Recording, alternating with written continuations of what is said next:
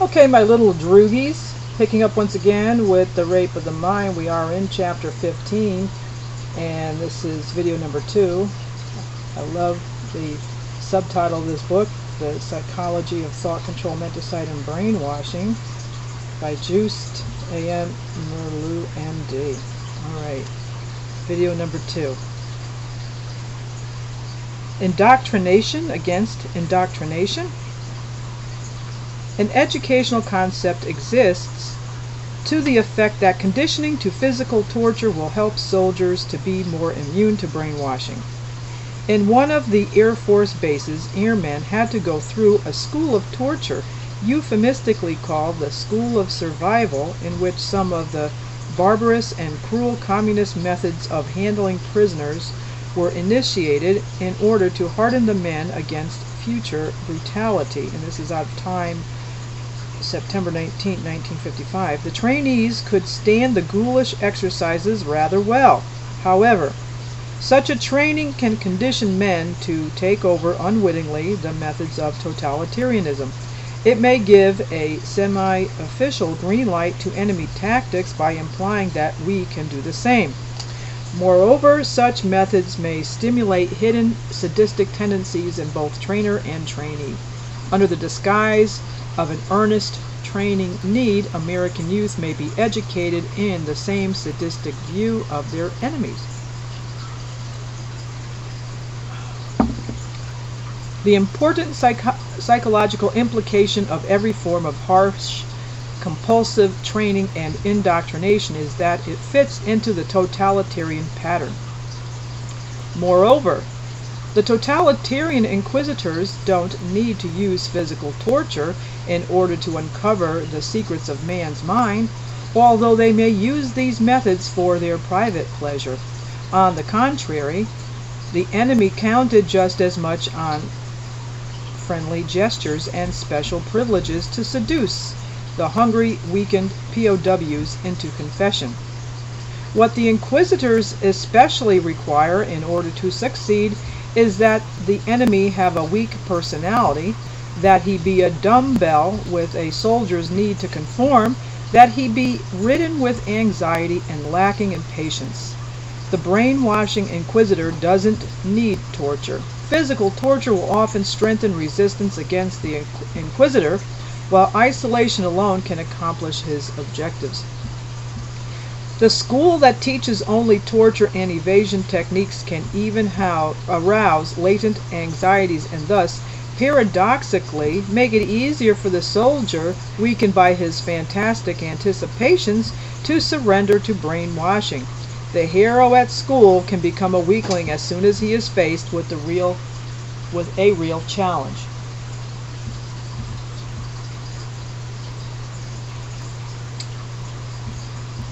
It is not so important what the trainee accomplishes during his physical training, but what he stands for mentally and spiritually. Does he have a mental backbone? Only this will stand him in good stead during the challenge of prisonership. The psychiatric report about brainwashing and menticide. In every report on brainwashing of prisoners of war, several factors that may lead to the accusation of collaboration with the enemy have to be taken into account to determine the psychological responsibility of the accused. Did he surrender mentally under a kind of hypnosis? Can he be made responsible at all? Was there a conscious and voluntary collaboration that turned the man into a traitor? Was there cowardice or only spiritual weakness? Because these questions are so new in our history and often so subtle in relation to the circumstances, it is well to enumerate the fields of interest to be analyzed. Number 1, the accusation. The psychologist has to study the incriminating facts. We often can see, for instance, in the phrasing of the signed confessions, evidence that the signature was enforced. Some cliché phrases of the enemy can be looked at as gradually wangled out of the head of the victim. For one of the courts, I was able to make an analysis of a written confession that was composed of such heterogeneous elements that the process of mental wrestling and gradual giving in of the prisoner could easily be discerned in the papers. Number 2, rumor and mass psychology.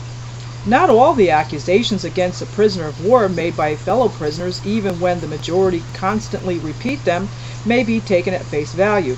Under the impact of terror and fear, rumors about special persons are easily communicated. There are personalities who, on the basis of their special character structure, easily become the focal point of rumors. The withdrawn intellectual, for instance, is often accused of consorting with the enemy. When he speaks the enemy's language and can communicate with them, accusations against him can become like a huge mass hallucination. The investigator has to make a survey of group relations in the POW camp.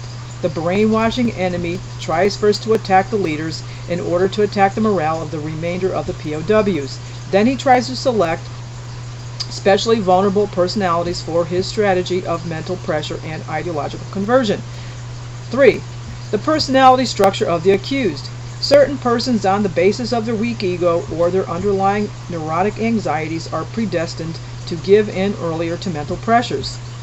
To obtain a fair estimate of the individual intelligence test and the Rorschach test have to be given, the family background and the religious and ideological foundations of the person have to be studied.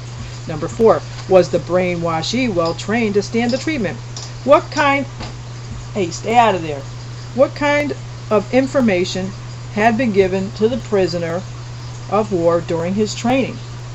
Did he know enough about the ideological war and the word barrage he might be exposed to? Was he only prepared for discipline and submission, or also for freedom and non-conforming discussions? Was he only physically trained, or also mentally? Number 5, the facts of torture. How long did it take before the prisoner gave in? Did he get drugs? How much isolation? How many hours of interrogation? Were there symptoms of pain and physical illness? Can these facts be verified? This is only a short survey of viewpoints to be taken into account. They serve to show that with the phenomenon of systematic brainwashing and thought control, something is brought before the court that is judicially new. The traditional attitudes toward personal competence, responsibility, and accountability cannot be applied. The state, the totalitarian system of the enemy, has, in the case of successful brainwashing, taken over, even taken possession of all psychological responsibility for the obedient acts of persons.